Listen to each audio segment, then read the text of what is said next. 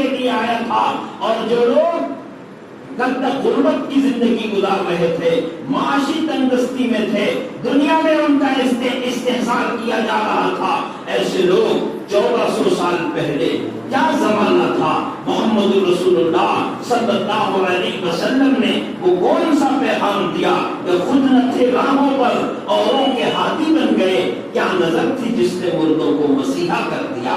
وہ نظر آج بھی موجود ہے، محمد رسول اللہ صلی اللہ علیہ وسلم کی تعلیمات آج بھی موجود ہے۔ اللہ کی طاقت وہی ہے، اللہ کی قدرت وہی ہے، جو طاقت بدر میں کام آ گئی، وہ وہی طاقت ہے کہ جو محمد رسول اللہ صلی اللہ علیہ وسلم کے غلاموں کو بڑی سے بڑی طاقت سے ٹکرانے پر اور فتح یاب کیا ہے، اور دنیا ان کے سامنے زیر ہو گئی، دنیا کو اپنے قدموں میں وہ جھکا لے گئے۔ ان کے پاس کیا تھا؟ کیا چیزیں تھی؟ دولت تھی، شہرت تھی، طاقت تھی؟ کچھ نہیں تھا، بس ایک چیز تھی، ایمانی قوت تھی، ایمانی طاقت تھی۔ اس طاقت کی بنیاد پر، اس قوت کی بنیاد پر انہوں نے دنیا کو فتح کر لیا اور دنیا کو اپنے قدموں میں جھکا لیا۔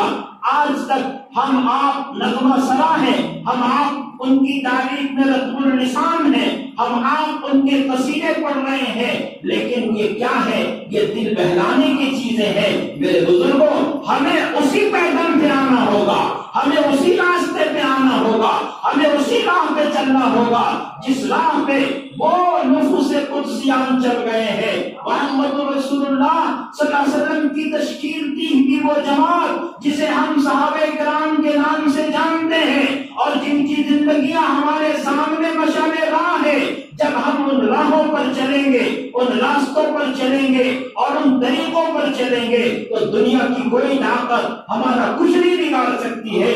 لیکن شرط یہی ہے کہ گنواتی ہم نے اسلاف سے جو میراث پائی تھی، گنواتی ہم نے اسلاف سے جو میراث پائی تھی، سوریا نے زمین پر آسمان سے ہم کو دے مارا۔ ہم نے ان تمام چیزوں کو بھلا دیا، ان تمام راستوں کو ترک کر دیا جو راستے ہمیں صحیح منزل کی سمت لے جانے والے تھے۔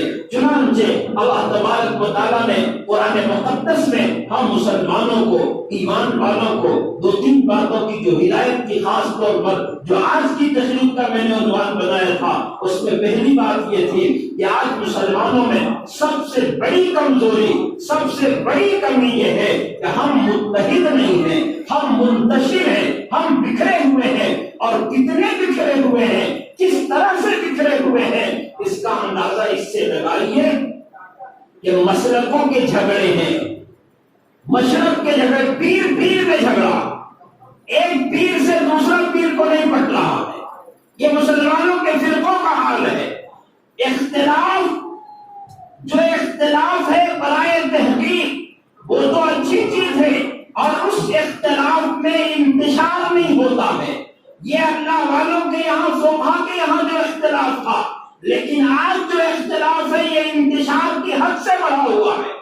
ایک طبقہ دوسرے طبقے کے پیچھے نماز پڑھنے کو تیار نہیں ہے، وہ اس کی مسجد کو مسجد ماننے کے لیے تیار نہیں ہے، کوئی کسی کو سلام کرنے کے لیے تیار نہیں ہے۔ تب ایک انگریز نے لکھا تھا کہ ہر ایک فرقے والا دوسرے فرقے کو کافر کہتا ہے، تو مجھے یہ بتایا جائے کہ دنیا میں مسلمان کہاں ہے، کون ہے مسلمان، اور اللہ نے جو جنت بنائی ہے اس میں کون جائے گا؟ ہر ایک طبقہ دوسرے طبقے کو کہہ رہا ہے کہ وہ جہنمی ہے، ہر ایک طبقہ دوسرے طبقے کو کہہ رہا ہے کہ وہ کافر ہے، ہر ایک طبقہ دوسرے طبقے کو کہہ رہا ہے وہ مشرک ہے، اور وہ ایسا ہے، وہ ایسا ہے۔ تو میرے بزرگوں، پوری دنیا میں کہیں مسلمان موجود نہیں ہے، اور پوری دنیا میں اسلام کا وجود ہی نہیں ہے۔ جب سب کا یہی حال ہے، ہم اس کو کافر کہیں، وہ ہم کو کافر کہے، یہ اس کو کافر کہے، اس کو مسجدوں پہ آنے پر بین لگائے، تو پوچھنے والے کا سوال تو درست ہے کہ بتاؤ کہ مسلمان بھی ہے کہیں دنیا میں موجود ہے مسلمان؟ اگر ہے مسلمان موجود تو مسلمانوں کا کلمہ ایک ہے، لا الہ الا اللہ محمد رسول اللہ۔ یہ کلمہ پوری دنیا کا مسلمان اگر پڑھتا ہے، اور اس کلمے کے بغیر کوئی مسلمان نہیں ہوتا، کوئی طبقہ مسلمانوں کا، کوئی فرقہ کسی مسلک کا ماننے والا ہو، کسی نظریات کا ماننے والا ہو، کسی عقائد کا ماننے والا ہو، اس کے علاوہ اس کا کلمہ دوسرا نہیں ہے، تو کلمے کی بنیاد پر ہم ایک تو ہو سکتے ہیں۔ اللہ تعالیٰ نے اسلام میں اتنی وسعت رکھی، اہل کتاب سے اللہ نے خطاب فرمایا، اور قرآن کہتا ہے قل یا اہل الکتاب تعالوا الی کلمۃ سواء بیننا وبینکم، اے اہل کتاب آؤ اس بات کی طرف جو ہمارے اور تمہارے درمیان مشترک ہے، ہمارے اور تمہارے درمیان ایک ہے۔ وہ کیا ہے؟ ایکتا یہ ہے کہ ہم اور تم سب ایک ہی خدا کو مانتے ہیں، اس کے علاوہ ہمیں کسی کو شریک کرنے کا حق نہیں ہے۔ تو ہم میں تو بہت ساری چیزیں ایک جیسی ہے، ہم تو نظریاتی اختلاف کو، فروعی اختلاف کو جنگ کی صورت دیے ہوئے ہیں، اور اسی بنیاد پر ہم شادی بیاہ، سلام دعا، مسجدوں پر پابندی اور مسجدوں کے دروازے بند کر دیے گئے۔ میرے بزرگوں، ہم ایک خدا کے ماننے والے ہیں، ہمارا دین ایک ہے، ہمارا حرم ایک ہے، ہمارا نبی ایک ہے، ہمارا قرآن ایک ہے۔ کیا بڑی بات تھی جو ہوتے مسلمان بھی ایک۔ تو ایک پہلی چیز تو یہ ہے کہ ہماری صفوں میں اتحاد نہیں ہے، ایکتا نہیں ہے، اتفاق نہیں ہے، اختلاف ہو لیکن انتشار نہ ہو، جھگڑے نہ ہو۔ دوسری بنیادی چیز یہ ہے کہ اللہ تعالیٰ نے ہمیں جو پیدا کیا، قرآن نے کہا کنتم خیر امۃ اخرجت للناس، اللہ نے تم کو خیر الامم قرار دیا، تم بہترین امت ہو۔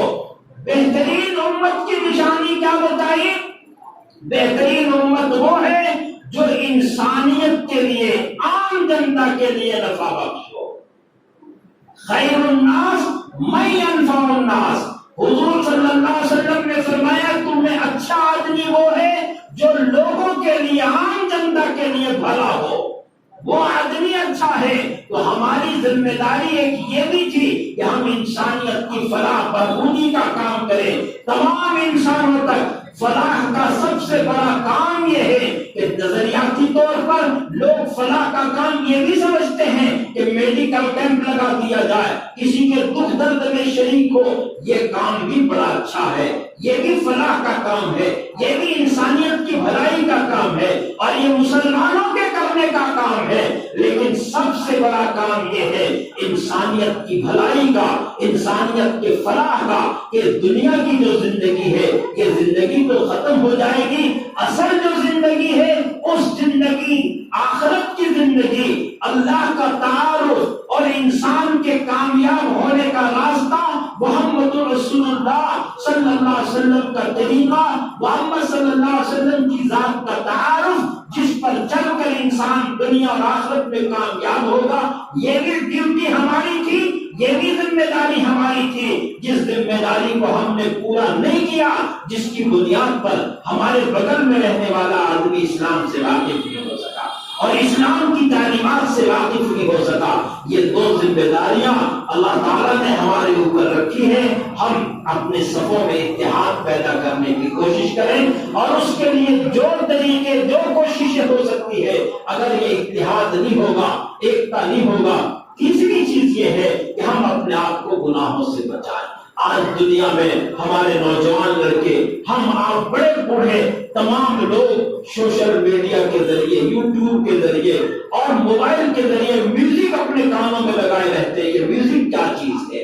اقبال نے کہا تجھ کو بتا دوں میں تقدیر امم کیا ہے، آپ تجھ کو بتا دوں میں تقدیر امم کیا ہے، شمشیر سے نہ اول تاؤش رباب آخر، جب قوم تیر و تلوار سے کھیلتی ہے یہ امت کی تقدیر جاگتی ہے، اور جب قوم میوزک میں ڈوب جاتی ہے، جب قوم کے نوجوان بچے گانے اور بجانے میں لگ جاتے ہیں، تو کیا ہوتا ہے کہ اس کا زوال شروع ہو جاتا ہے۔ یہی کچھ ہوا۔